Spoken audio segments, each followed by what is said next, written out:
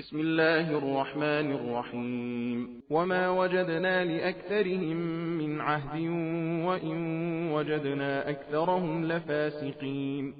ثم بعثنا من بعدهم موسى بآياتنا إلى فرعون وملئه فظلموا بها فانظر كيف كان عاقبة المفسدين.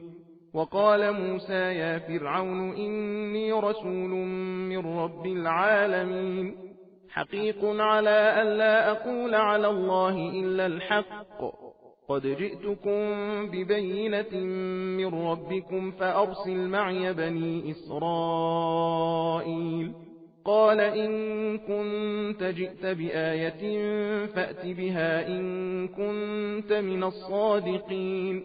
فألقى عصاه فإذا هي ثعبان مبين ونزع يده فإذا هي بيضاء للناظرين. قال الملأ من قوم فرعون إن هذا لساحر عليم يريد أن يخرجكم من أرضكم فماذا تأمرون.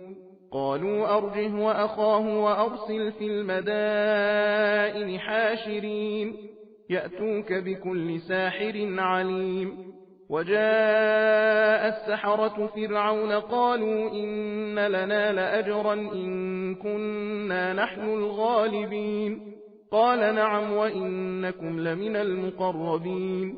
قالوا يا موسى إما أن تلقي وإما أن نكون نحن الملقين. قال ألقوا. فلما ألقوا سحروا أعين الناس واسترهبوهم وجاءوا بسحر عظيم. وأوحينا إلى موسى أن ألق عصاك فإذا هي تلقف ما يأفكون. فوقع الحق وبطل ما كانوا يعملون فغلبوا هنالك وانقلبوا صاغرين وألقي السحرة ساجدين. قالوا آمنا برب العالمين رب موسى وهارون.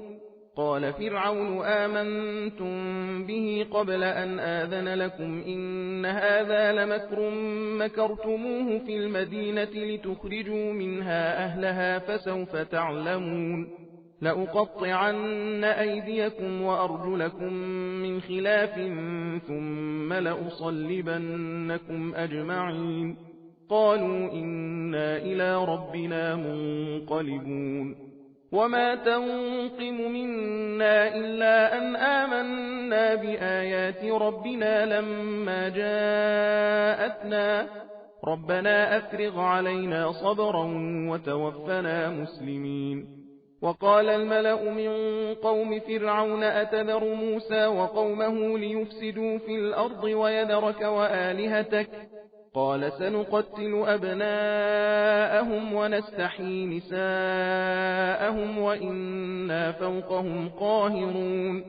قال موسى لقومه استعينوا بالله واصبروا إن الأرض لله يورثها من يشاء من عباده والعاقبة للمتقين.